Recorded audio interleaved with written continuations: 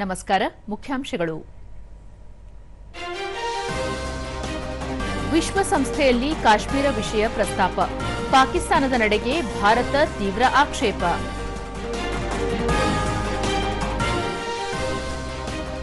ಇರಾನ್ನಲ್ಲಿನ ಪರಿಸ್ಥಿತಿಯ ನಿರಂತರ ಪರಿಶೀಲನೆ ಅವಶ್ಯ.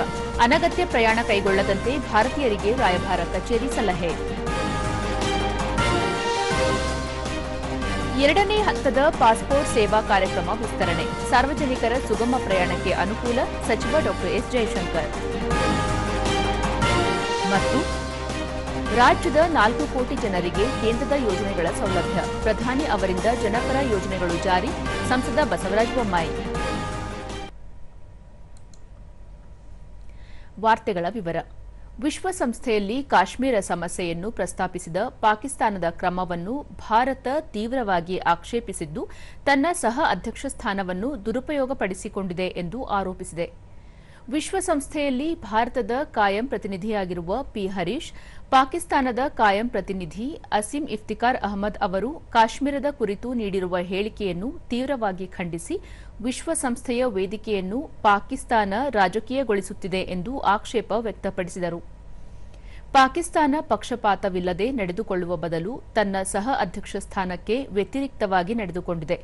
ಜಮ್ಮು ಮತ್ತು ಕಾಶ್ಮೀರ ಭಾರತದ ಆಂತರಿಕ ವಿಷಯವಾಗಿದೆ ಎಂದು ದೇಶದ ದೀರ್ಘಕಾಲದ ನಿಲುವನ್ನು ಪುನರುಚ್ಚರಿಸಿದರು.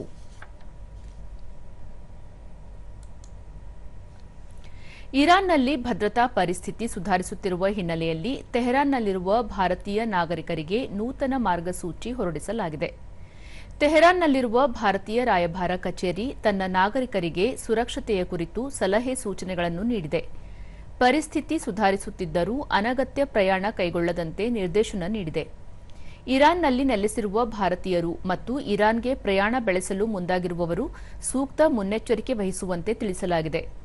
ಅಲ್ಲದೆ ಇರಾನ್ನಲ್ಲಿರುವ ಪರಿಸ್ಥಿತಿಯನ್ನು ನಿರಂತರವಾಗಿ ಅವಲೋಕಿಸುತ್ತಿರಬೇಕು ಎಂದು ಸಹ ಸಲಹೆ ನೀಡಲಾಗಿದೆ. ವಿಶ್ವಾಸಾರ್ಹ ಮೂಲಗಳಿಂದ ಬೆಳವಣಿಗೆಗಳನ್ನು ಅರಿತುಕೊಂಡು ಆಗಮಿಸುವಂತೆ ಹಾಗೂ ಸ್ಥಳೀಯ ಆಡಳಿತದ ನಿಯಮಗಳನ್ನು ಅನುಸರಿಸುವಂತೆ ಸೂಚನೆ ನೀಡಿದೆ. ಹೆಚ್ಚಿನ ನಿಯಮಿತ ಮಾಹಿತಿಗೆ ರಾಯಭಾರ ಕಚೇರಿಯ ಅಧಿಕೃತ ಜಾಲತಾಣ ಮತ್ತು ಸಾಮಾಜಿಕ ಮಾಧ್ಯಮದ ವೇದಿಕೆಗಳನ್ನು ವೀಕ್ಷಿಸುವಂತೆ ತಿಳಿಸಿದೆ.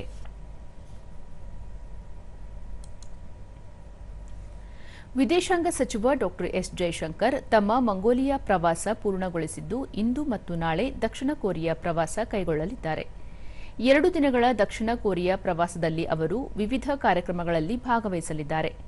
ಪ್ರಮುಖವಾಗಿ ಆ ದೇಶದ ವಿದೇಶಾಂಗ ಸಚಿವ ಚೋ ಹ್ಯೂನ್ ಅವರೊಂದಿಗೆ ದ್ವಿಪಕ್ಷೀಯ ಮಾತುಕತೆ ನಡೆಸಲಿದ್ದಾರೆ. ಅಲ್ಲದೆ ಜೇಜುವಿನಲ್ಲಿ ನಾಳೆ ನಡೆಯಲಿರುವ ಶಾಂತಿ ಮತ್ತು ಸಮೃದ್ಧಿಗಾಗಿ ಪ್ರತಿಷ್ಠಿತ ಜೇಜು ವೇದಿಕೆಯಲ್ಲಿ ಪ್ರಧಾನ ಭಾಷಣಕಾರರಾಗಿ ಪಾಲ್ಗೊಳ್ಳಲಿದ್ದಾರೆ.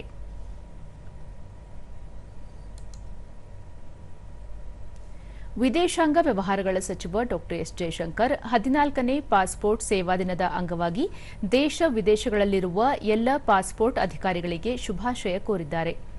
ಈ ಕುರಿತು ಸಾಮಾಜಿಕ ಜಾಲತಾಣದಲ್ಲಿ ಸಚಿವರು, ಭಾರತ ಸರ್ಕಾರ ಪಾಸ್ಪೋರ್ಟ್ ಸೇವೆಗಳನ್ನು ಸುಗಮಗೊಳಿಸಲು 2ನೇ ಹಂತದ ಕಾರ್ಯಕ್ರಮವನ್ನು ಜಾರಿಗೊಳಿಸಿದ್ದು, ಚಿಪ್ ಆಧಾರಿತ ಇ ಪಾಸ್ಪೋರ್ಟ್ಗಳನ್ನು ಪರಿಚಯಿಸಿದೆ.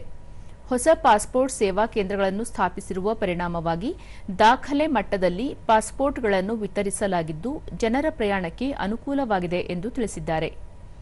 ಕೇಂದ್ರ ಸರ್ಕಾರ ಪ್ರಯಾಣಕ್ಕೆ ಅನುಕೂಲಕರ ಪರಿಸರ ನಿರ್ಮಿಸಲು ಹಲವು ಕ್ರಮಗಳನ್ನು ಕೈಗೊಂಡಿದ್ದು, ಜಾಗತಿಕ ಅವಕಾಶಗಳನ್ನು ವಿಸ್ತರಿಸಿದೆ.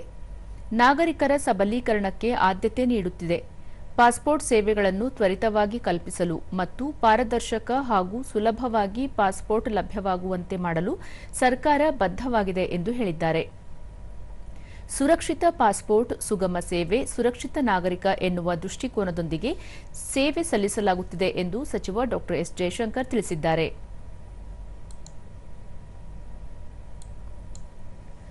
ಕೇಂದ್ರ ಸರ್ಕಾರದ ಸಚಿವಾಲಯಗಳಿಗೆ ಮೆಟ್ರೋ ಸಂಪರ್ಕ ಕಲ್ಪಿಸುವ ಸೆಂಟ್ರಲ್ ವಿಸ್ಟಾ ಕಾರಿಡಾರ್ ನಿರ್ಮಾಣ ಕಾಮಗಾರಿಗೆ ಕೇಂದ್ರ ವಸತಿ ಮತ್ತು ನಗರ ವ್ಯವಹಾರಗಳ ಖಾತೆ ಸಚಿವ ಮನೋಹರ್ ಲಾಲ್ ದೆಹಲಿಯಲ್ಲಿಂದು ಚಾಲನೆ ನೀಡಿದರು. ಈ ವೇಳೆ ಅವರು ರಾಜಧಾನಿಯ ಜನರಿಗೆ ಸಂಚಾರಕ್ಕೆ ಅನುಕೂಲವಾಗುವ ಮೆಟ್ರೋ ಸೌಲಭ್ಯಕ್ಕೆ ಶಿಲಾನ್ಯಾಸ ನೆರವೇರಿಸಲಾಗಿದ್ದು, ಸೆಂಟ್ರಲ್ ವಿಸ್ಟಾದ ಸಿಬ್ಬಂದಿ ಮತ್ತು ಸುತ್ತಮುತ್ತಲ ಕಚೇರಿಗಳಲ್ಲಿ ಕೆಲಸ ಮಾಡುವ ನಾಗರಿಕರಿಗೆ ಯೋಜನೆಯಿಂದ ಹೆಚ್ಚಿನ ನೆರವಾಗಲಿದೆ. ದೆಹಲಿಯ ಹಲವು ಪ್ರದೇಶಗಳಿಗೆ ಸಂಪರ್ಕ ದೊರೆಯಲಿದೆ. 9 ಕಿಲೋಮೀಟರ್ ಉದ್ದದ ಮೆಟ್ರೋ ಮಾರ್ಗದಿಂದ ಲಕ್ಷಾಂತರ ಜನರಿಗೆ ಉಪಯೋಗವಾಗಲಿದೆ ಎಂದರು.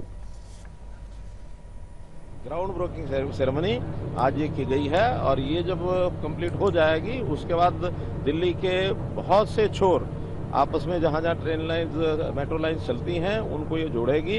अब ये जो लाइन है ये आरकेपुरम से लेकर और आरकेपुरम से लेकर के आरके आश्रम से लेकर के और इंद्रप्रस्थ तक, जिसके अंदर बीच में शिवाजी पार्क स्टेडियम जो है उसका स्टेशन आएगा, युगेन आएगा, फिर सेंट्रल सेक्रेटरीट जहाँ हम खड़े हैं ये आने वाला है. इसके आगे इंडिया गेट है, सीसीएस बिल्डिंग्स हैं, देन सुप्रीम कोर्ट है और ये 9 स्टेशंस, इसके अंदर लगभग 9 किलोमीटर की लाइन जिसका आज ग्राउंड ब्रेकिंग सेरेमनी हुआ है.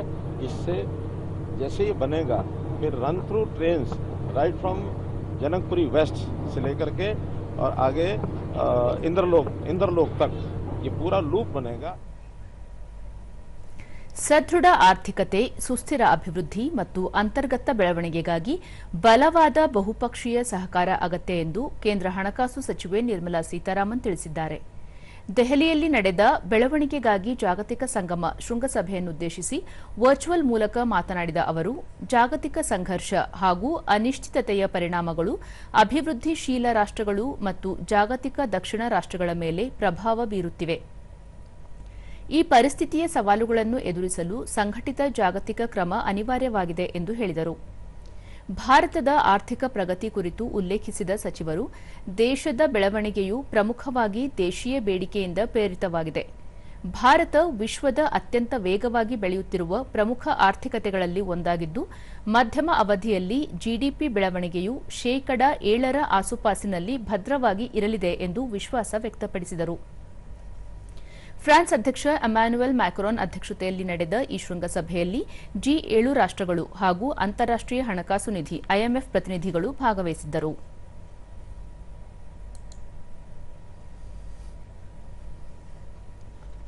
ಕಳೆದ ತ್ರೈಮಾಸಿಕದಲ್ಲಿ ಭಾರತದ ಒಟ್ಟು ವ್ಯಾಪಾರ ವಹಿವಾಟು 5.4% ಪ್ರಗತಿ ಸಾಧಿಸಿದೆ ಎಂದು ನೀತಿ ಆಯೋಗದ ಉಪಾಧ್ಯಕ್ಷ ಡಾ ಅಶೋಕ್ ಕುಮಾರ್ ಲಾಹಿರಿ ತಿಳಿಸಿದ್ದಾರೆ.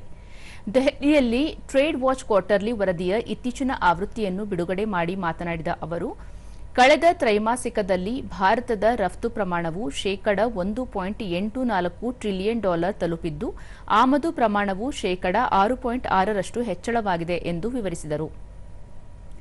ಪಶ್ಚಿಮ ಏಷ್ಯಾದ ಪ್ರಸಕ್ತ ಬಿಕ್ಕಟ್ಟಿನ ಕುರಿತು ಪ್ರಸ್ತಾಪಿಸಿದ ಅವರು, ಈ ಪರಿಸ್ಥಿತಿಯು ತಾತ್ಕಾಲಿಕವಾಗಿದ್ದು ಶೀಘ್ರದಲ್ಲಿಯೇ ಜಗತ್ತಿನಲ್ಲಿ ಶಾಂತಿ ನೆಲೆಸಲಿದೆ ಎಂಬ ವಿಶ್ವಾಸ ವ್ಯಕ್ತಪಡಿಸಿದರು. Merchandise exports did badly, but services exports are doing well. Services exports are doing well, but in Niti Aayog, since we are like doctors, and we always look at when you go to the doctor doesn't tell you that your eyes are doing fine. They have compiled the figures for the last quarter of the financial year that has just ended, that is 25-26. You know, it was a very difficult period after it started. It started slightly later, but we are apprehensive. What we have found is that Indian trade, total trade grew at 5.4% in the last quarter. Exports reached $1.84 trillion and imports grew at 6.5%. So imports are growing faster than exports. But the best thing that happened is that 2026ನೇ ಸಾಲಿನ ಪ್ರಧಾನಮಂತ್ರಿ ಬಾಲ ಪುರಸ್ಕಾರ ಗೌರವಗಳಿಗೆ ಅರ್ಹ ಮಕ್ಕಳಿಂದ ನಾಮನಿರ್ದೇಶನಗಳನ್ನು ಆಹ್ವಾನಿಸಲಾಗಿದೆ. ಕಲೆ ಮತ್ತು ಸಂಸ್ಕೃತಿ ಸೇರಿದಂತೆ ಒಟ್ಟಾರೆ 6 ವಿಭಾಗಗಳಲ್ಲಿ ಉತ್ತಮ ಸಾಧನೆ ಮಾಡುತ್ತಿರುವ 5 ರಿಂದ 18 ವಯೋಮಾನದ ಮಕ್ಕಳನ್ನು ನಾಮನಿರ್ದೇಶನ ಮಾಡಬಹುದು.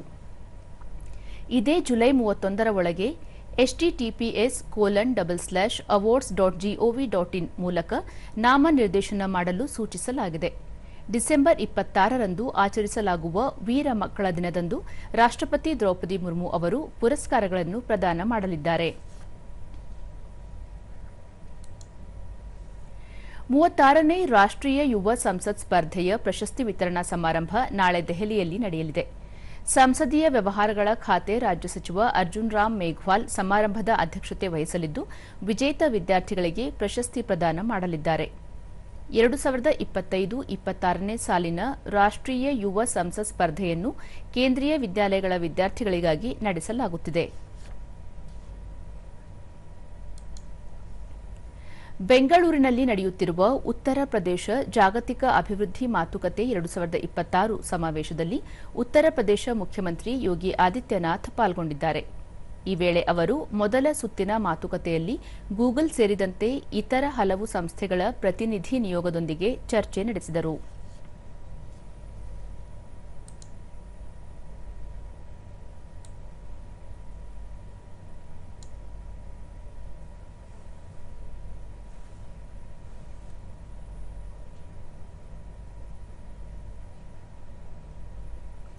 ಗದಗ ಜಿಲ್ಲೆ ಬೆಳದಡಿ ಗ್ರಾಮದಲ್ಲಿ ಜಿಲ್ಲಾ ಬಿಜೆಪಿ ವತಿಯಿಂದ ಪಂಡಿತ್ ದೀನ್ ದಯಾಳ್ ಉಪಾಧ್ಯಾಯ ಪ್ರಶಿಕ್ಷಣ ಮಹಾ ಅಭಿಯಾನದ ಅಂಗವಾಗಿ ಜಿಲ್ಲಾ ಪ್ರಶಿಕ್ಷಣ ವರ್ಗ ನಿನ್ನೆ ನಡೆಯಿತು. ಸಂಸದ ಬಸವರಾಜ ಬೊಮ್ಮಾಯಿ ಕಾರ್ಯಕ್ರಮ ಉದ್ಘಾಟಿಸಿದರು. ಪಂಡಿತ್ ದೀನ್ ದಯಾಳ್ ಉಪಾಧ್ಯಾಯ ಅವರ ಭಾವಚಿತ್ರಕ್ಕೆ ಗಣ್ಯರು ಪುಷ್ಪನಮನ ಸಲ್ಲಿಸಿದರು. ಇದೇ ವೇಳೆ ಬಸವರಾಜ ಬೊಮ್ಮಾಯಿ ಅವರಿಗೆ ಸ್ಮರಣಿಕೆ ನೀಡಿ ಸನ್ಮಾನಿಸಲಾಯಿತು.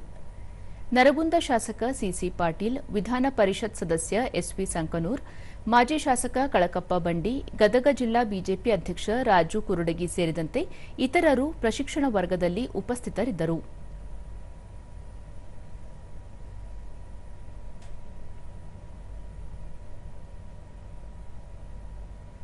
ಬಳಿಕ ಬಸವರಾಜ ಬೊಮ್ಮಾಯಿ ರಾಜ್ಯದ 7 ಕೋಟಿ ಜನರಲ್ಲಿ ಸುಮಾರು 4 ಕೋಟಿ ಜನರಿಗೆ ಪ್ರಧಾನಿ ನರೇಂದ್ರ ಮೋದಿ ಅವರ ಕೇಂದ್ರ ಸರ್ಕಾರದ ಯೋಜನೆಗಳು ತಲುಪಿವೆ. ಬಡವರಿಗೆ ಮನೆಗಳ ನಿರ್ಮಾಣ, ಕುಡಿಯುವ ನೀರಿನ ವ್ಯವಸ್ಥೆ, ಅಡುಗೆ ಅನಿಲ ಪೂರೈಕೆ, ಯುವಕರಿಗೆ ಉದ್ಯೋಗ ಸೇರಿದಂತೆ ಅನೇಕ ಜನಪರ ಯೋಜನೆಗಳನ್ನು ಜಾರಿಗೆ ತರುವ ಮೂಲಕ ಪ್ರಧಾನಿ ಅವರು ದೇಶದ ಅಭಿವೃದ್ಧಿಗೆ ಶ್ರಮಿಸುತ್ತಿದ್ದಾರೆ ಎಂದು ತಿಳಿಸಿದರು. ಮನೆಗಳ ನಿರ್ಮಾಣ ಆಗಿದೆ. ಇಲ್ಲ 3 ಕೋಟಿ ಜನರಿಗೆ ಮುಂದಿನ 3 ವರ್ಷದಲ್ಲಿ ಪ್ರಧಾನಮಂತ್ರಿ ಆವಾಸ್ ಯೋಜನೆಯಲ್ಲಿ ಮನೆ ನಿರ್ಮಾಣ ಮಾಡಲಿಕ್ಕೆ ಮಂಜೂರಾತಿಯಿಂದ ಕೊಟ್ಟಿದೆ ಕೇಂದ್ರ ಸರ್ಕಾರ. ಶಾಸಕ ಸಿಸಿ ಪಾಟೀಲ್, ಭಾರತವನ್ನು ಅಭಿವೃದ್ಧಿಶೀಲ ರಾಷ್ಟ್ರವನ್ನಾಗಿಸುವಲ್ಲಿ ಪ್ರಧಾನಿ ನರೇಂದ್ರ ಮೋದಿ ಅವರ ಸತತ ಪ್ರಯತ್ನದ ಫಲವಾಗಿ ಇಂದು ಜಗತ್ತಿನ ಭೂಪಟದಲ್ಲಿ ಭಾರತ ಉತ್ತಮ ಸ್ಥಾನ ಪಡೆದುಕೊಂಡು ಶಕ್ತಿಶಾಲಿ ದೇಶವಾಗಿ ಹೊರಹೊಮ್ಮುತ್ತಿದೆ ಎಂದು ಹೇಳಿದರು. ಇವತ್ತಿನ ದಿಶೆಯಲ್ಲಿ ಸದೃಢ ಭಾರತಕ್ಕಾಗಿ ಸದೃಢ ಪಕ್ಷ ಅಂದ್ರೆ ಅದು ಏಕೈಕ ಪಕ್ಷ ಭಾರತೀಯ ಜನತಾ ಪಕ್ಷ. ಭಾರತೀಯ ವಿಶಿಷ್ಟ ಗುರುತಿನ ಚೀಟಿ ಪ್ರಾಧಿಕಾರದ ವತಿಯಿಂದ ಚಿತ್ರದುರ್ಗದ ಆದರ್ಶ ನಗರದಲ್ಲಿ ನಿನ್ನೆ ಆಧಾರ್ ಸೇವಾ ಕೇಂದ್ರವನ್ನು ತೆರೆಯಲಾಯಿತು. ಚಿತ್ರದುರ್ಗದ ಉಪವಿಭಾಗಾಧಿಕಾರಿ ಡಾ ಕೆಜೆ ಕಾಂತರಾಜ್ ಸೇವಾ ಕೇಂದ್ರವನ್ನು ಉದ್ಘಾಟಿಸಿದರು. ಈ ವೇಳೆ ಬೆಂಗಳೂರಿನ ಆಧಾರ್ ಪ್ರಾದೇಶಿಕ ಕಚೇರಿಯ ವ್ಯವಸ್ಥಾಪಕ ಗಜೇಂದ್ರ, ಸಹಾಯಕ ವ್ಯವಸ್ಥಾಪಕ ಚೇತನ್ ಕುಮಾರ್, ಆಧಾರ್ ಜಿಲ್ಲಾ ಸಮಾಲೋಚಕ ಎ ರಂಗನಾಥ್, ಚಿತ್ರದುರ್ಗ ಆಧಾರ್ ಸೇವಾ ಕೇಂದ್ರದ ವ್ಯವಸ್ಥಾಪಕ ಕೆಎ ಶ್ರೀನಿವಾಸ್ ಸೇರಿದಂತೆ ಇತರರು ಉಪಸ್ಥಿತರಿದ್ದರು. ಭಾರತೀಯ ವಿಶಿಷ್ಟ ಗುರುತಿನ ಚೀಟಿ ಪ್ರಾಧಿಕಾರದ ಬೆಂಗಳೂರಿನ ಆಧಾರ್ ಪ್ರಾದೇಶಿಕ ಕಚೇರಿಯ ಉಪನಿರ್ದೇಶಕ ಗುಲ್ಶನ್ ಕುಮಾರ್ ಸಿಂಗ್ ಅವರು ನೂತನ ಸೇವಾ ಕೇಂದ್ರದಲ್ಲಿ ಸಾರ್ವಜನಿಕರಿಗೆ ಲಭ್ಯವಿರುವ ವಿವಿಧ ಸೇವೆಗಳ ಕುರಿತು ಉಪವಿಭಾಗಾಧಿಕಾರಿ ಕಾಂತರಾಜ್ ಅವರಿಗೆ ಮಾಹಿತಿ ನೀಡಿದರು.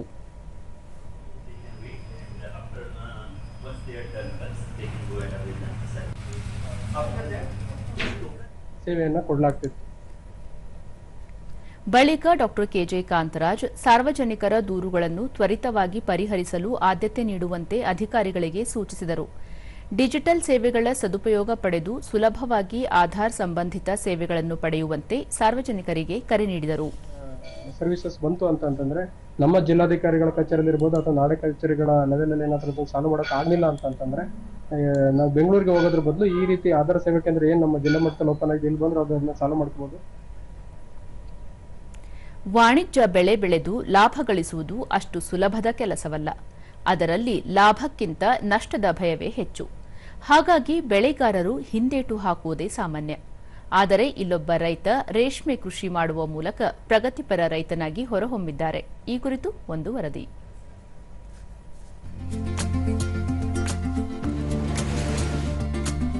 ಕೋಲಾರ ಜಿಲ್ಲೆಯ ಬಂಗಾರಪೇಟೆ ತಾಲೂಕಿನ ಹೊಸಕೋಟೆ ಗ್ರಾಮದ ರೈತ ರಮೇಶ್ ಕುಮಾರ್ ರೇಷ್ಮೆ ಕೃಷಿ ಕೈಗೊಂಡು ಆರ್ಥಿಕವಾಗಿ ಸಬಲರಾಗಿ ಇತರೆ ರೈತರಿಗೆ ಮಾದರಿಯಾಗಿದ್ದಾರೆ. ಬಂಗಾರಪೇಟೆ ತಾಲೂಕು ಸಾಮಾನ್ಯವಾಗಿ ಕಡಿಮೆ ಮಳೆ ಬೀಳುವ ಮತ್ತು ಅಂತರ್ಜಲದ ತೀವ್ರ ಅಭಾವ ಎದುರಿಸುತ್ತಿರುವ ಪ್ರದೇಶವಾಗಿದೆ. ಇಂತಹ ಪರಿಸ್ಥಿತಿಯಲ್ಲೂ ಧೃತಿಗೆಡದೆ ರೈತ ರಮೇಶ್ ಕುಮಾರ್ ಸಾಂಪ್ರದಾಯಿಕ ಬೆಳೆಗಳನ್ನು ಬಿಟ್ಟು ರೇಷ್ಮೆ ಕೃಷಿಯನ್ನೇ ತಮ್ಮ ಪ್ರಧಾನ ಕೃಷಿಯಾಗಿಸಿಕೊಂಡು ಯಶಸ್ಸು ಕಂಡಿದ್ದಾರೆ. ಸಾಂಪ್ರದಾಯಿಕ ಪದ್ಧತಿಯಿಂದ ಆಧುನಿಕ ಹಾಗೂ ವೈಜ್ಞಾನಿಕ ಪದ್ಧತಿಗೆ ಬದಲಾಯಿಸುವುದರಿಂದ ರೇಷ್ಮೆ ಗೂಡುಗಳ ಗುಣಮಟ್ಟ ಹೆಚ್ಚಾಗುವುದು ಮಾತ್ರವಲ್ಲದೆ ರೈತನ ಆದಾಯವೂ ದ್ವಿಗುಣವಾಗುತ್ತದೆ. ಹಿಪ್ಪು ನೇರಳೆಯ V1 ತಳಿಯು ಅತ್ಯಧಿಕ ಇಳುವರಿ ನೀಡುತ್ತದೆ. ಸೂಕ್ತ ನೀರಾವರಿ ಮತ್ತು ಗೊಬ್ಬರ ನಿರ್ವಹಣೆ ಮಾಡಿದರೆ ಪ್ರತಿ ಎಕರೆಗೆ ವಾರ್ಷಿಕ ಸುಮಾರು 20 ರಿಂದ 24 ಸಾವಿರ ಕೆಜಿವರೆಗೆ ಎಲೆಗಳನ್ನು ಪಡೆಯಬಹುದು. ಈ ಎಲೆಯಲ್ಲಿ ಪ್ರೋಟೀನ್, ಕಾರ್ಬೋಹೈಡ್ರೇಟ್ಸ್ ಮತ್ತು ತೇವಾಂಶ ಹೆಚ್ಚಿರುತ್ತದೆ. ಇದು ರೇಷ್ಮೆ ಹುಳುಗಳ ತೇಜಸ್ಸು ಮತ್ತು ಆರೋಗ್ಯವನ್ನು ಹೆಚ್ಚಿಸುತ್ತದೆ. ದೂರದರ್ಶನದೊಂದಿಗೆ ಪ್ರಗತಿಪರ ರೈತ ರಮೇಶ್ ಕುಮಾರ್, ನಮ್ಮ ತೋಟದಲ್ಲಿ ಬೀಜ ಉತ್ಪಾದನೆ ಮಾಡುತ್ತಿದ್ದು ಇದರಿಂದ ಸಾವಿರಾರು ರೈತರಿಗೆ ಉಪಯೋಗವಾಗಲಿದೆ. ಕೊಟ್ಟಿಗೆ ಗೊಬ್ಬರವನ್ನು ಹೆಚ್ಚಾಗಿ ಬಳಸಬೇಕು, ಆಗ ಉತ್ತಮ ಬೆಳೆ ಬರುತ್ತದೆ. ಅಲ್ಲದೆ ಅಚ್ಚುಕಟ್ಟಾಗಿ ತೋಟದ ನಿರ್ವಹಣೆ ಮಾಡಿದರೆ ಉತ್ತಮ ಆದಾಯವೂ ಸಿಗಲಿದೆ ಎಂದು ತಿಳಿಸಿದರು. ನಾವು ಸೀಡು ಮಾಡಕ್ಕೆ ನಮಗೆ ತುಂಬಾ ಒತ್ತಾಯ ಮಾಡಿ ನೀವು ಮಾಡಲೇಬೇಕು ಅಂತ ಹೇಳ್ಬಿಟ್ಟು ಮಾಡ್ತಾ ಇದ್ದೀರಿ. 1300 ರೂಪಾಯಿ ರೇಟ್ ಫಿಕ್ಸ್ ಮಾಡಿದ್ದಾರೆ. ಅದರಿಂದ ಒಳ್ಳೆ ಆದಾಯ ಬರುತ್ತೆ. ಅಂದರೆ ಬೇರೆಯವ್ರಿಗೆ ಯಾರಿಗೂ ಮಾಡಕ್ಕೆ ಬರಲ್ಲ. ತೋಟ ಚೆನ್ನಾಗಿ ಮಾಡಿದರೆ ನೀವು ಮಾಡ್ಬೋದು. ತೋಟ ಚೆನ್ನಾಗಿ ಮಾಡಿದರೆ ತೋಟ ಚೆನ್ನಾಗಿರ್ಬೇಕು. ನಂಬರ್ 1 ಸೀಡ್ಗೆ ತೋಟ ಚೆನ್ನಾಗಿರಬೇಕು. ರೇಷ್ಮೆ ಕೃಷಿಕ ಮೋಹನ್ ರಾಜ್ ಪ್ರತ್ಯೇಕವಾಗಿ 4 ಹುಳು ಮನೆಗಳನ್ನು ಹೊಂದಿದ್ದು 2 ತಿಂಗಳಿಗೊಮ್ಮೆ 3 ಬೆಳೆ ಬರುತ್ತದೆ. ಗರಿಷ್ಠ ಬೆಲೆಗೆ ಗೂಡು ಮಾರಾಟವಾಗುವುದರಿಂದ ಉತ್ತಮ ಲಾಭ ಸಿಕ್ಕಿದೆ ಎಂದರು. ತೋಟ ನಿರ್ವಹಣೆ ಅಂದರೆ 8 ಅಡಿಗೆ ಒಂದು ಲೈನ್ ಇರೋದು. 8 ಅಡಿಗೆ ಒಂದು ಲೈನ್ ಅಂದರೆ ನೀಟಾಗಿ ನಾವು ಒಂದು ತಿಂಗಳಿಗೆ 22 ದಿವಸಕ್ಕೆ ಬೆಲೆ ಆಗುತ್ತದೆ. ಆವಾಗ ನಾವೇನು ಮಾಡ್ತೀವಿ ಅಂದರೆ ತೋಟನ ಸ್ವಲ್ಪ ನೀಟಾಗಿ ಮೇಂಟೈನ್ ಮಾಡ್ತೀವಿ. ಮತ್ತೋರ್ವ ರೇಷ್ಮೆ ಕೃಷಿಕ ವೆಂಕಟರಾಮರೆಡ್ಡಿ, ತಂದೆಯ ಕಾಲದಿಂದಲೂ ರೇಷ್ಮೆ ಕೃಷಿಯನ್ನೇ ನಂಬಿ ಬದುಕುತ್ತಿದ್ದೇವೆ. ಕುಟುಂಬ ನಿರ್ವಹಣೆ ಮತ್ತು ಮಕ್ಕಳ ವಿದ್ಯಾಭ್ಯಾಸಕ್ಕೂ ಸಹಕಾರಿಯಾಗಿದೆ ಎಂದು ತಿಳಿಸಿದರು. ತಂದೆಯವರು ಮೇಯಿಸ್ತಾ ಇದ್ರು 100 ಮೊಟ್ಟೆ 150 ಮೊಟ್ಟೆ. ಒಂದು 50 ವರ್ಷದಿಂದ ಮೇಯಿಸ್ತಾ ಇದ್ದೀವಿ. ಇವಾಗ ಕಮ್ಮಿ ಮಾಡಿದ್ದೀವಿ. ನಾನು ನನ್ನ ಹೆಂಡತಿ ಮತ್ತು ನಮ್ಮ ಮಕ್ಕಳು ಎಜುಕೇಷನ್ ಇದರಲ್ಲೇ ನಾವು ಬೆಳೆದುಕೊಂಡು ಬಂದಿದ್ದೀವಿ. ಅದಕ್ಕೋಸ್ಕರ ನಾವು ಬಿಟ್ಟಿಲ್ಲ. ಇದನ್ನು ಚೆನ್ನಾಗಿ ಮಾಡ್ತಾ ಇದ್ದೀವಿ, ಚೆನ್ನಾಗಿ ಬೆಳೀತಾ ಇದ್ದೀವಿ. ರೇಷ್ಮೆ ಕೃಷಿಕ ಮಹಿಳೆ ವರಲಕ್ಷ್ಮಿ, ಸ್ವಾಭಿಮಾನದ ಬದುಕು ಕಟ್ಟಿಕೊಳ್ಳಲು ರೇಷ್ಮೆ ಕೃಷಿ ರೈತರಿಗೆ ವರದಾನವಾಗಿದೆ. ಇಲಾಖೆಯಿಂದ ಎಲ್ಲಾ ಸೌಲಭ್ಯಗಳನ್ನು ಪಡೆಯಬಹುದು. ರೈತರು ಆರ್ಥಿಕವಾಗಿ ಮುಂದೆ ಬರಬಹುದು ಎಂದರು. ನಾವು 1.5 ತಿಂಗಳಿಗೊಂದ್ಸರಿ ರೇಷ್ಮೆ ವೈಟ್ ಗುಡ್ ಮೇಯಿಸ್ತೀವಿ. 100 ಮೊಟ್ಟೆಗೆ 100 kg ಬೆಳಿತೀವಿ. ನಾವು ನಮ್ಮ ಯಜಮಾನರು ಇದರ ಬೇಸಾಯ ಮಾಡ್ತೀವಿ. ನಾವು 1 ವರ್ಷದಲ್ಲಿ ದುಡಿಯೋಂಥದ್ದು 2 ತಿಂಗಳಲ್ಲಿ ನಾವು ಇದರಲ್ಲಿ ಸಂಪಾದನೆ ಮಾಡ್ಬೋದು. ಜಿಲ್ಲಾ ರೇಷ್ಮೆ ಇಲಾಖೆ ಉಪನಿರ್ದೇಶಕ ಆಂಜನೇಯ ರೆಡ್ಡಿ, ರೈತ ರಮೇಶ್ ಕುಮಾರ್ ಅವರು ರೇಷ್ಮೆ ಕೃಷಿಯಲ್ಲಿ ಪ್ರಗತಿ ಸಾಧಿಸಿದ್ದು ಮಾದರಿ ರೈತರಾಗಿದ್ದಾರೆ. ಗುಣಮಟ್ಟದ ಹಿಪ್ಪು ನೇರಳೆ ಸೊಪ್ಪು ಬೆಳೆದು ಉತ್ತಮ ಲಾಭ ಪಡೆಯುತ್ತಿದ್ದಾರೆ. ಇತರ ರೈತರು ಇವರನ್ನು ಅನುಸರಿಸುವ ಮೂಲಕ ರೇಷ್ಮೆ ಕೃಷಿಯಲ್ಲಿ ಪ್ರಗತಿ ಕಾಣಬೇಕು ಎಂದು ತಿಳಿಸಿದರು. ಸಾಲಿಗೆ 9 ಅಡಿ ಅಂತರ, ಗಿಡದಿಂದ ಗಿಡಕ್ಕೆ 2 ಅಡಿ ಅಂತರ ಇಟ್ಕೊಂಡಿದ್ದಾರೆ. ಇದರಿಂದ ಏನಾಗ್ತದೆ ಅಂದರೆ ಈ ಸಸ್ಯಗಳ ಅಂತರ ಹೆಚ್ಚಾದಷ್ಟು ಗಾಳಿ ಬೆಳಕು ಹೆಚ್ಚಿನ ಪ್ರಮಾಣದಲ್ಲಿ ಆಡೋದ್ರಿಂದ ಉತ್ತಮ ಗುಣಮಟ್ಟದ ಸೊಪ್ಪು ಬರ್ತದೆ. ಒಟ್ಟಾರೆಯಾಗಿ ರೇಷ್ಮೆ ಕೃಷಿಯಲ್ಲಿ ತೊಡಗಿಕೊಂಡಿರುವ ರೈತ ರಮೇಶ್ ಕುಮಾರ್ ಯುವ ರೈತರಿಗೆ ಮಾದರಿಯಾಗಿದ್ದಾರೆ. ಬಯಲು ಸೀಮೆ ಪ್ರದೇಶದಲ್ಲೂ ಹನಿ ನೀರಾವರಿ ಪದ್ಧತಿ ಮೂಲಕ ಉತ್ತಮ ಬೆಳೆ ಬೆಳೆದು ಮಾದರಿ ರೈತ ಎನಿಸಿದ್ದಾರೆ.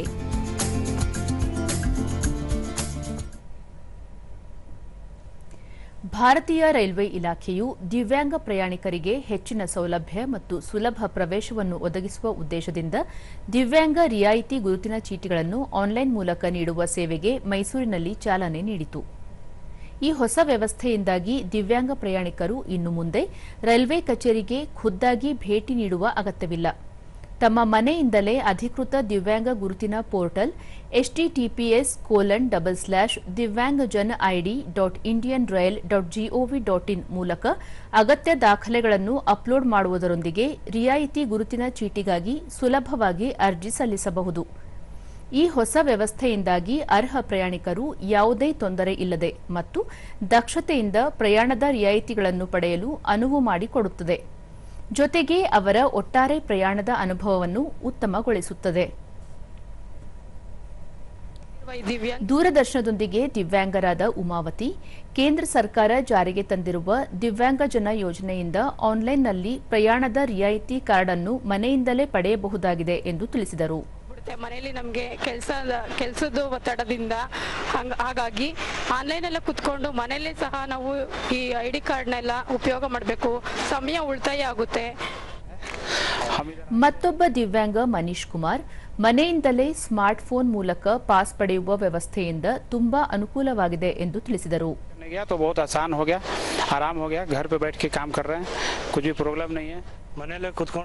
ಪ್ರಯಾಣಿಕ ಮಹದೇವಸ್ವಾಮಿ ಹೊಸ ಪದ್ಧತಿಯಿಂದ ಯಾವುದೇ ಖರ್ಚು ವೆಚ್ಚವಿಲ್ಲದೆ ಸ್ಮಾರ್ಟ್ಫೋನ್ ಮೂಲಕ ದಿವ್ಯಾಂಗ ಪಾಸ್ ಪಡೆಯಬಹುದಾಗಿದೆ. ಇದರಿಂದ ತುಂಬಾ ಸಹಾಯವಾಗಿದೆ ಎಂದರು. ಈ ದಿವ್ಯಾಂಗಜನ್ ಕಾರ್ಡ್ನ ಪಡ್ಕೊಂಡು ಅದ್ರ ಮೂಲಕ ನಾವು ಎಲ್ಲಿ ಬೇಕಾದ್ರೂ ಪ್ರಯಾಣ ಮಾಡಬಹುದು. ಆನ್ಲೈನಲ್ಲಿ ಟಿಕೆಟ್ ತಗೊಂಡು ಮೂಲಕ ಈಗೆಲ್ಲ ಆ್ಯಪ್ ತುಂಬ ಆಕ್ಸೆಸಬಲ್ ಆಗಿದೆ. ಅಂಗವಿಕಲ ರೈಲ್ವೆ ಸಿಬ್ಬಂದಿ ನಾಗರಾಜ್ ನಮ್ಮಂತಹ ದಿವ್ಯಾಂಗರಿಗೆ ಪಾಸ್ ಪಡೆಯುವ ವ್ಯವಸ್ಥೆಯನ್ನು ಸರಳೀಕರಣಗೊಳಿಸಿರುವುದರಿಂದ ತುಂಬಾ ಅನುಕೂಲವಾಗಿದೆ.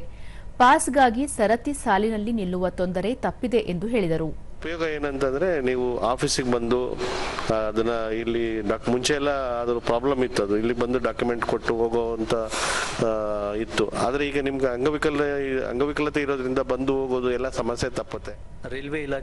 ರೈಲ್ವೆ ಇಲಾಖೆಯ ವಾಣಿಜ್ಯ ವಿಭಾಗದ ವ್ಯವಸ್ಥಾಪಕ ಗಿರೀಶ್ ಧರ್ಮರಾಜ್ ಅಧಿಕೃತ ಪೋರ್ಟಲ್ನಲ್ಲಿ ನೋಂದಣಿ ಮಾಡಿಕೊಂಡು ಅಗತ್ಯ ದಾಖಲೆಗಳನ್ನು ಅಪ್ಲೋಡ್ ಮಾಡಿದರೆ ಗುರುತಿನ ಚೀಟಿ ಪಡೆಯಬಹುದು. ದೇಶಾದ್ಯಂತ ಎಲ್ಲೆಡೆ ದಿವ್ಯಾಂಗರು ಈ ಸೌಲಭ್ಯ ಪಡೆಯಬಹುದಾಗಿದೆ ಎಂದರು. ಅವರ ಅಕೌಂಟ್ಗಳನ್ನ ರಿಜಿಸ್ಟರ್ ಮಾಡಿ ಮನೆಯಲ್ಲೇ ಕೂತ್ಕೊಂಡು ಈ ID ಕಾರ್ಡ್ಗಳನ್ನ ಅವರು ಪಡ್ಕೋಬಹುದು. ಇದು ಬಹಳ ಅತ್ಯಂತ ಸರಳ ಮತ್ತು ಬಹಳ ವೇಗವಾಗಿ ನಡೆಯುವಂಥ ಒಂದು ವಿಧಾನ. ಇದು ಬಹಳ ಜನರಿಗೆ ಅನುಕೂಲವಾಗುತ್ತೆ. ದಿವ್ಯಾಂಗ ಜನರು ದಯವಿಟ್ಟು ಇದರ ಸದುಪಯೋಗವನ್ನು ಪಡಿಸ್ಕೊಳ್ಬೇಕು.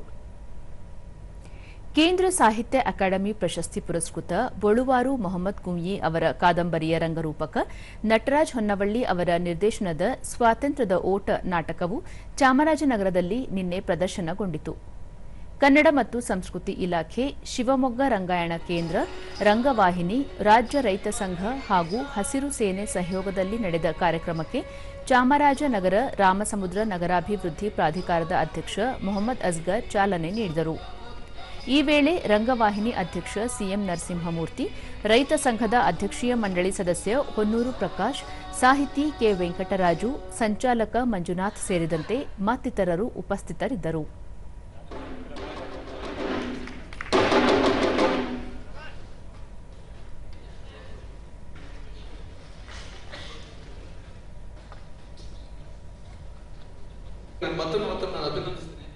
ಯಾಕೆಂದ್ರೆ ಇಂಥ ಅನೇಕ ನಾಟಕಗಳನ್ನ ಇದೇ ವೇದಿಕೆಯಲ್ಲಿ ಸಾಧನೆಗೊಳ್ಳಲಿಕ್ಕೆ ನರಸಿಂಹಮೂರ್ತಿ ಸಾಕಷ್ಟು.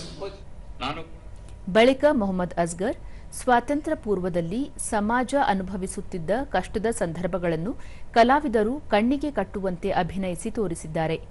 ಜಿಲ್ಲೆಯು ಜಾನಪದ ಕಲೆಗಳಿಗೆ ಹೆಸರಾಗಿದ್ದು ಮುಂದಿನ ದಿನಗಳಲ್ಲಿ ಕಲಾವಿದರು ಸಹ ತಮ್ಮ ನಟನೆ ಮೂಲಕ ಖ್ಯಾತಿ ಗಳಿಸಬೇಕು ಎಂದು ತಿಳಿಸಿದರು. ಒಂದು ಸನ್ನಿವೇಶ ಪ್ರತ್ಯಕ್ಷವಾಗಿ ನೋಡುವಂತ ದಿಕ್ಕಿನಲ್ಲಿ ಇವತ್ತು ಈ ಕಲಾವಿದರು ಬಹಳ ಮೆಚ್ಚುಗೆಯಾಗಿ ಕಲಾನ ಇವತ್ತು ನಮ್ಮ ಎದುರುಗಡೆನ ಕಾರ್ಯಕ್ರಮನ ಹಮ್ಮಿಕೊಂಡು ಕಾರ್ಯಕ್ರಮನ ತೋರಿಸಿದ್ದಾರೆ. ರಂಗವಾಹಿನಿ ಅಧ್ಯಕ್ಷ ಸಿಎಂ ನರಸಿಂಹಮೂರ್ತಿ, ಶಿವಮೊಗ್ಗ ರಂಗಾಯಣದ ಸಹಯೋಗದಲ್ಲಿ ಸ್ವಾತಂತ್ರ್ಯದ ಓಟ ಆಯೋಜನೆಯಾಗಿ ಪ್ರಸ್ತುತಿಯಾಗಿರುವುದು ಖುಷಿ ತಂದಿದೆ. ಪ್ರಸ್ತುತ ದಿನಗಳಲ್ಲಿ ರಂಗಾಯಣವನ್ನು ಉಳಿಸಿ ಬೆಳೆಸಬೇಕು ಇರುವುದು ನಮ್ಮೆಲ್ಲರ ಕರ್ತವ್ಯವಾಗಿದೆ ಎಂದು ಅಭಿಪ್ರಾಯಪಟ್ಟರು. ಈ ನಾಟಕವನ್ನ ಶಿವಮೊಗ್ಗದ ಪ್ರಸನ್ನ ಅವರು ನನಗೆ ಚಾಮರಾಜನಗರದಲ್ಲಿ ಒಂದು ನಾಟಕವನ್ನ ಮಾಡಬೇಕು ಅಂತ ಕೇಳಿದಾಗ ಆಯ್ತು ಬನ್ನಿ ಈ ನಾಟಕವನ್ನ ಮಾಡೋಣ ಅಂತ ಹೇಳಿ ನಾವೆಲ್ಲರೂ ಕೂಡ ಈ ಒಂದು ರಂಗಭೂಮಿಯನ್ನು ಉಳಿಸಿ ಬೆಳೆಸಬೇಕಂತಹ ಅನಿವಾರ್ಯ. ಹಾರ್ಮುಜ್ ಜಲಸಂಧಿಯಲ್ಲಿ ಸಿಲುಕಿರುವ 11,000ಕ್ಕೂ ಹೆಚ್ಚು ನಾವಿಕರನ್ನು ಸುರಕ್ಷಿತವಾಗಿ ಸ್ಥಳಾಂತರಿಸುವ ಯೋಜನೆಯನ್ನು ಅಂತಾರಾಷ್ಟೀಯ ಕಡಲ ಸಂಸ್ಥೆ ಐಎಂಒ ಪ್ರಕಟಿಸಿದೆ. ಈ ಕಾರ್ಯಾಚರಣೆಗೆ ಅಗತ್ಯವಿರುವ ಭದ್ರತೆಯನ್ನು ಖಚಿತಪಡಿಸಿಕೊಳ್ಳಲಾಗಿದ್ದು, ಅಮೆರಿಕ ಹಾಗೂ ಇರಾನ್ ನಡುವಿನ ತಿಳುವಳಿಕಾ ಪತ್ರದ ಅನ್ವಯ ಇರಾನ್, ಒಮಾನ್ ಸೇರಿದಂತೆ ಪ್ರಾದೇಶಿಕ ರಾಷ್ಟ್ರಗಳ ಸಹಕಾರದೊಂದಿಗೆ ತೆರವು ಪ್ರಕ್ರಿಯೆ ನಡೆಯಲಿದೆ ಎಂದು ಐಎಂಒ ಪ್ರಧಾನ ಕಾರ್ಯದರ್ಶಿ ಅರ್ಸೆನಿಯೋ ಡೊಮಿಂಗ್ವೆಸ್ ತಿಳಿಸಿದ್ದಾರೆ. ಇದೇ ವೇಳೆ ಜಿನೀವಾದ ವಿಶ್ವಸಂಸ್ಥೆ ಕಚೇರಿಯ ಇರಾನ್ ರಾಯಭಾರಿ ಅಲಿ ಬಹರೇನಿ ಅವರು ವಾಣಿಜ್ಯ ಹಡಗುಗಳ ಸಂಚಾರಕ್ಕಾಗಿ ಹಾರ್ಮುಜ್ ಜಲಸಂಧಿಯನ್ನು ಯಾವುದೇ ಸುಂಕವಿಲ್ಲದೆ ಸಂಪೂರ್ಣವಾಗಿ ಮುಕ್ತಗೊಳಿಸಲಾಗಿದೆ ಎಂದಿದ್ದಾರೆ. ಅಮೆರಿಕ ಇರಾನ್ ನಡುವಿನ ಮಾತುಕತೆಗಳ ಆಧಾರದ ಮೇಲೆ 60 ದಿನಗಳ ನಂತರ ಪ್ರಸಕ್ತ ಪರಿಸ್ಥಿತಿಯನ್ನು ಮರುಪರಿಶೀಲಿಸಲಾಗುವುದು ಎಂದು ಅವರು ಸ್ಪಷ್ಟಪಡಿಸಿದ್ದಾರೆ.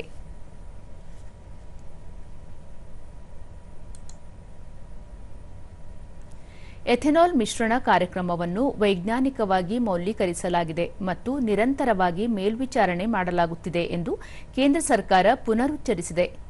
ಎಥೆನಾಲ್ ಮಿಶ್ರಿತ ಪೆಟ್ರೋಲ್ ಕುರಿತು ಸಾಮಾಜಿಕ ಮಾಧ್ಯಮಗಳಲ್ಲಿ ಹರಿದಾಡುತ್ತಿರುವ ಆಧಾರರಹಿತ ಹೇಳಿಕೆಗಳು ಸಾರ್ವಜನಿಕರನ್ನು ದಾರಿ ತಪ್ಪಿಸುವ ಗುರಿಯನ್ನು ಹೊಂದಿವೆ ಎಂಬುದನ್ನು ಕೇಂದ್ರ ಸರ್ಕಾರ ಗಮನಿಸಿದೆ. E20 ಪೆಟ್ರೋಲ್ ಅನ್ನು ಪರಿಚಯಿಸಿದಾಗಿನಿಂದ ಎಥೆನಾಲ್ ಮಿಶ್ರಣಕ್ಕೆ ಕಾರಣವಾದ ಎಂಜಿನ್ ವೈಫಲ್ಯ ಅಥವಾ ವಾಹನ ಸ್ಥಗಿತದ ಯಾವುದೇ ವ್ಯಾಪಕ ಸಮಸ್ಯೆಗಳು ವರದಿಯಾಗಿಲ್ಲ ಎಂದು ಕೇಂದ್ರ ಸರ್ಕಾರ ತಿಳಿಸಿದೆ. ದೇಶದ ಹಲವು ಭಾಗಗಳಲ್ಲಿ ಮುಂದಿನ 2-3 ದಿನಗಳಲ್ಲಿ ನೈಋತ್ಯ ಮುಂಗಾರು ಮತ್ತಷ್ಟು ಮುಂದುವರೆಯಲು ಅನುಕೂಲಕರ ಪರಿಸ್ಥಿತಿಗಳಿವೆ ಎಂದು ಭಾರತೀಯ ಹವಾಮಾನ ಇಲಾಖೆ ಮುನ್ಸೂಚನೆ ನೀಡಿದೆ. ಮಹಾರಾಷ್ಟ್ರ, ಛತ್ತೀಸ್ಗಢ ಮತ್ತು ಮಧ್ಯಪ್ರದೇಶದ ಕೆಲವು ಭಾಗಗಳಿಗೆ ಈ ಪರಿಸ್ಥಿತಿ ಇರಲಿದೆ. ಅಲ್ಲದೆ ಕರಾವಳಿ ಕರ್ನಾಟಕ, ಕೊಂಕಣ ಮತ್ತು ಗೋವಾದಲ್ಲಿ ಭಾರೀ ಮಳೆಯಾಗುವ ಸಾಧ್ಯತೆ ಇದೆ. ಅಸ್ಸಾಂ, ಮೇಘಾಲಯ, ಕರ್ನಾಟಕದ ಒಳಭಾಗ, ಮಧ್ಯ ಮಹಾರಾಷ್ಟ್ರ, ಒಡಿಶಾ, ಹಿಮಾಲಯದ ಉಪ ಪಶ್ಚಿಮ ಬಂಗಾಳ, ಸಿಕ್ಕಿಂ ಮತ್ತು ತೆಲಂಗಾಣದಲ್ಲಿ ಇಂದು ಭಾರೀ ಮಳೆಯಾಗುವ ಸಾಧ್ಯತೆ ಇದೆ. ದೆಹಲಿ, ಪಂಜಾಬ್, ಹರಿಯಾಣ, ಚಂಡೀಗಢ, ಬಿಹಾರ, ರಾಜಸ್ಥಾನ, ಜಾರ್ಖಂಡ್, ಜಮ್ಮು ಮತ್ತು ಕಾಶ್ಮೀರ, ಲಡಾಖ್, ಉತ್ತರಾಖಂಡ ಮತ್ತು ಈಶಾನ್ಯ ರಾಜ್ಯಗಳ ಕೆಲವು ಭಾಗಗಳಲ್ಲಿ ಗುಡುಗು ಸಹಿತ ಮಿಂಚಿನಿಂದ ಕೂಡಿರುವ ಮಳೆಯಾಗುವ ನಿರೀಕ್ಷೆಯಿದೆ. ಆಂಧ್ರಪ್ರದೇಶ, ತಮಿಳುನಾಡು, ಕೇರಳ, ಮಾಹೆ, ಕೊಂಕಣ, ಗೋವಾ, ಲಕ್ಷದ್ವೀಪ, ಮಧ್ಯಪ್ರದೇಶ, ಮಹಾರಾಷ್ಟ್ರ ಮತ್ತು ಅಂಡಮಾನ್ ಮತ್ತು ನಿಕೋಬಾರ್ ದ್ವೀಪಗಳಲ್ಲಿಯೂ ಇದೇ ರೀತಿಯ ಪರಿಸ್ಥಿತಿ ಇರಲಿದೆ. ರಾಜ್ಯದಲ್ಲಿ ಮುಂದಿನ 3 ದಿನಗಳಲ್ಲಿ ಗುಡುಗು ಸಹಿತ ಮಳೆಯಾಗುವ ನಿರೀಕ್ಷೆಯಿದೆ. ಕರಾವಳಿ ತೀರ ಪ್ರದೇಶದಲ್ಲಿ ಗಂಟೆಗೆ 40ರಿಂದ 60 ಕಿಲೋಮೀಟರ್ ವೇಗದಲ್ಲಿ ರಭಸದ ಗಾಳಿ ಬೀಸಲಿದ್ದು, ಮೀನುಗಾರರು ಸಮುದ್ರಕ್ಕೆ ಇಳಿಯದಂತೆ ಮುನ್ನೆಚ್ಚರಿಕೆ ನೀಡಲಾಗಿದೆ. ಬೆಂಗಳೂರು ಸುತ್ತಮುತ್ತ ಸಾಮಾನ್ಯ ಮೋಡ ಕವಿದ ವಾತಾವರಣವಿರಲಿದ್ದು, ಕೆಲವೆಡೆ ಗುಡುಗು ಸಹಿತ ಭಾರೀ ಮಳೆಯಾಗುವ ಸಾಧ್ಯತೆ ಇದೆ ಎಂದು ಹವಾಮಾನ ಇಲಾಖೆ ತಿಳಿಸಿದೆ.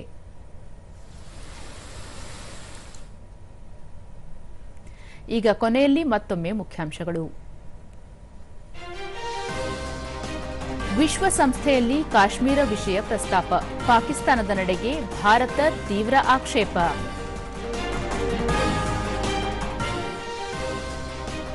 ಇರಾನ್ನಲ್ಲಿನ ಪರಿಸ್ಥಿತಿಯ ನಿರಂತರ ಪರಿಶೀಲನೆ ಅವಶ್ಯ, ಅನಗತ್ಯ ಪ್ರಯಾಣ ಕೈಗೊಳ್ಳದಂತೆ ಭಾರತೀಯರಿಗೆ ರಾಯಭಾರ ಕಚೇರಿ ಸಲಹೆ.